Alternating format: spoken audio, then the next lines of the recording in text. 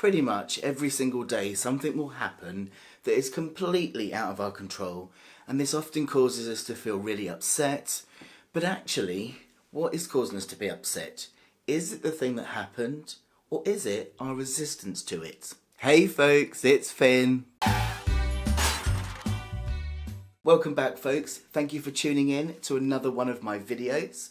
So for those who are familiar with my content and who follow me on social media, you will know that I talk a lot about acceptance. So for me, learning to cultivate acceptance has been vital in my recovery from addiction, in going through gender transition, in managing my fluctuating mental health, and in just dealing with the ups and downs of everyday life. I mean, hello COVID. Now it is the nature of life that so much happens externally and internally that is outside of our control.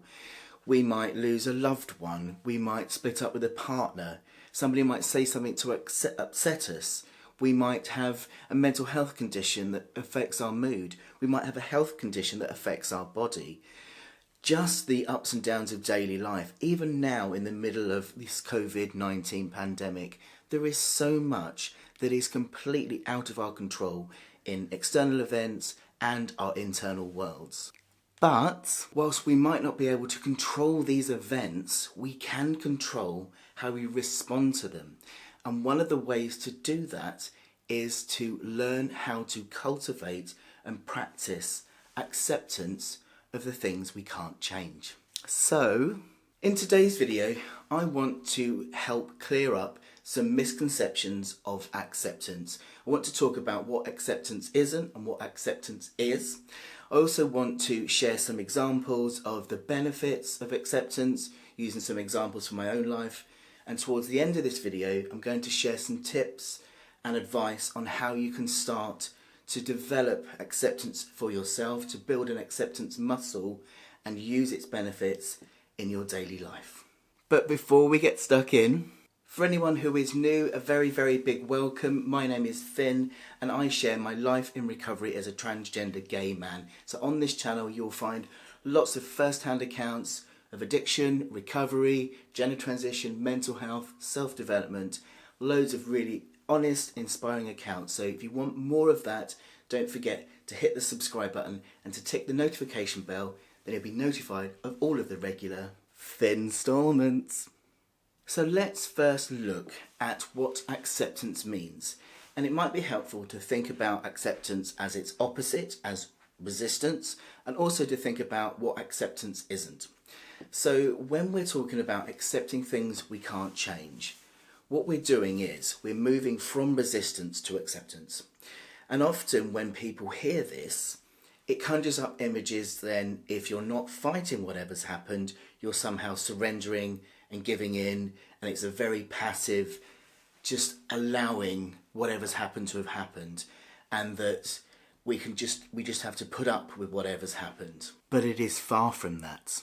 When things happen that we can't change, we are wasting our energy trying to change them. If an event has happened, we can't make it not happen. If we're feeling a certain way, we can't just shove that out of the way and just make it go. So what acceptance is, rather than just being a passive allowing, it's an active decision. We are acknowledging in a non-judgmental way that whatever's happened has happened, however I'm feeling, I can't change it. So going into resistance, trying to pushing away how you feel, is just wasting our energy because we can't change these things.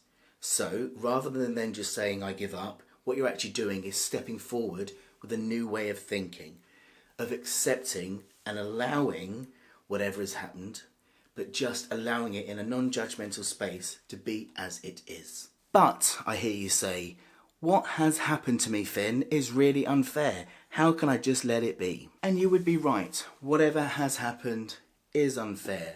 If you're feeling a certain way, if your mood is just fluctuating and you've got no control over it, it is unfair.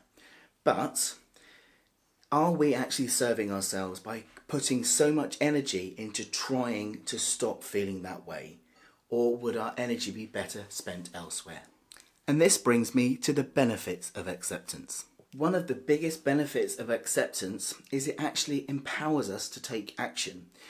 So rather than it being a very passive, we're just giving in to whatever's happened, we are actually making an active choice.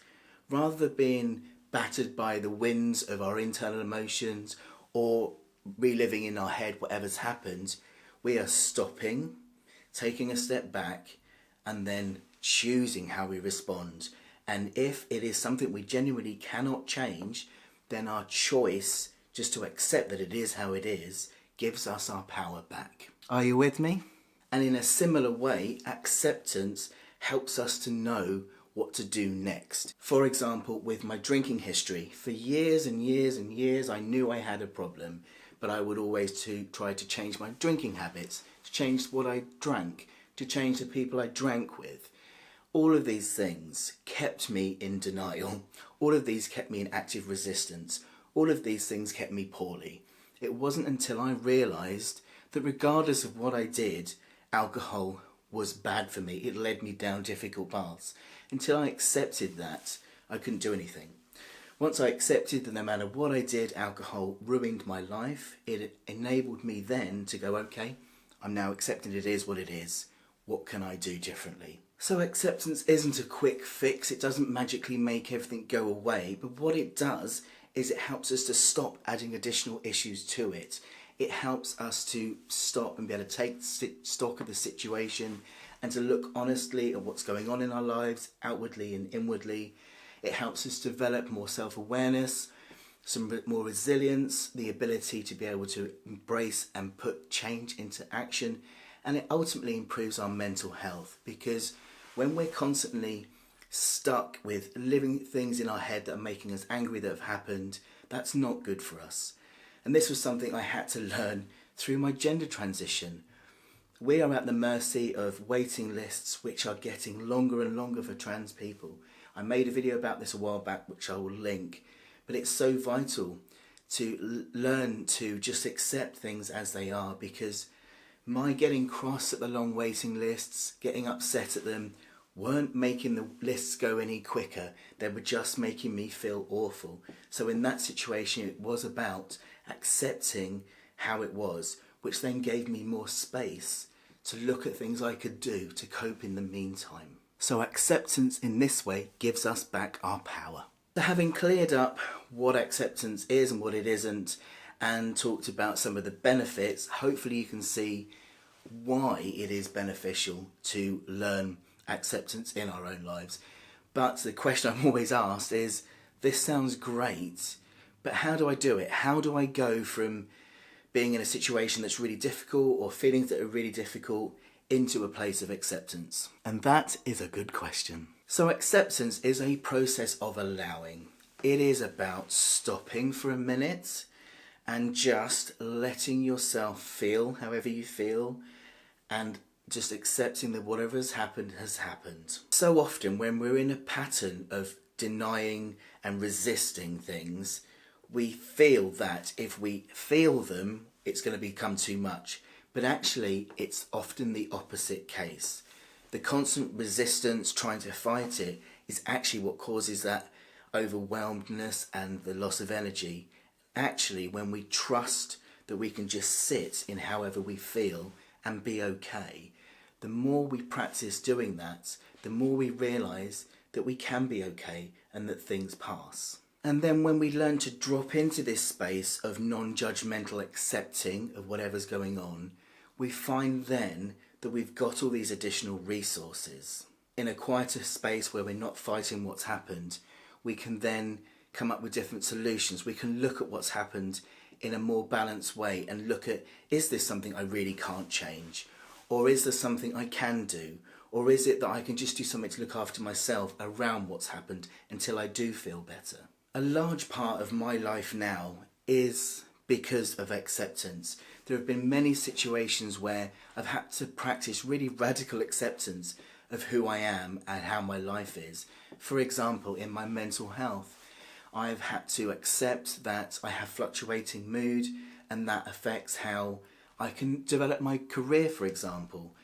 And I was very resistant to that for a long time. I wanted to force myself to be well, and I'll link to you a video I did for a TED Talk about this and about how I moved into a space where I realised that it is how it is. If I'm forcing myself to have to feel a certain way until I can be a certain way, that's not helpful for me. And in accepting that my mental health was fluctuating and did impact my life, that space, in stopping resisting that, allowed more ideas to bubble to the surface about how I could manage my life around the challenges I had. So when we practice acceptance like this, it does take time. It's like any other muscle. You don't go to the gym, lift a 5 kilogram weight and have a bicep. And it's the same with acceptance.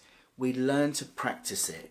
And the more we practice it, the more the muscle of acceptance develops over time. And often it's not a one-time process. When something happens, we often have to keep choosing acceptance moment to moment.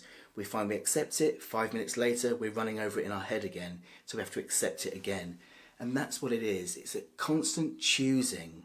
It's a constant active choice to choose acceptance, to accept that there are things we cannot change.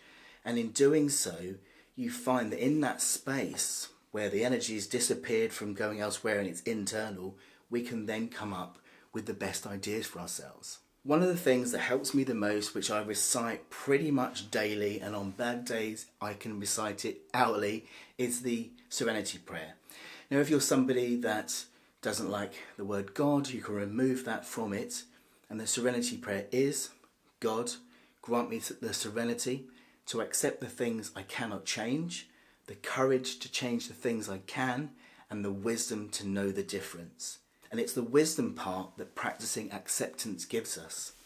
Because the more we practice dropping into acceptance, accepting whatever has happened or however we're feeling, in that space we learn the wisdom to look at things and say, is this something that I can change? If so, acceptance gives us the courage, like it did with me with drinking. Once I accepted I couldn't drink like normal people, I then could have the courage to do something about it. Other times it's just having the serenity to just say, this is unfair, I don't like how I'm feeling, I wish what had happened had just happened, but I can't do anything about it. So rather than give myself a headache trying to change it, I'm going to move into the peace and the serenity of just accepting how it is for this moment and knowing that it will change. So to sum up, rather than being a passive giving up, giving in to however you're feeling or whatever has happened, acceptance is an active choice that we learn to move into over time by daily practice, hourly practice of whatever's happened. And then over time, the more and more we practice it, the easier it becomes to be able to acknowledge how we're feeling, to accept that however we're feeling is uncomfortable or whatever has happened isn't right, it's not good. But being able to be wise enough to know that trying to change these things is actually what causes us a lot of pain, and actually we do ourselves a better service for ourselves and our mental health to be able to accept these things. And in doing so, we then have more resources within us to then work out how best to respond to life. One day at a time. I would love to hear your thoughts, so please do drop me a message in the comments section below. Talk to me about your own experiences with managing acceptance in your life and how it's benefited you, or things you might be struggling with. You can also connect with me on social media, on Twitter and Instagram. And if you'd like to see more of my videos around mental health and self-development, I shall link you to a playlist here. And if you've got this far and you haven't already subscribed, you can do that here. Thanks for watching, folks. Keep on keeping on. Remember, it's progress, not perfection. Take care of yourselves. See you next week.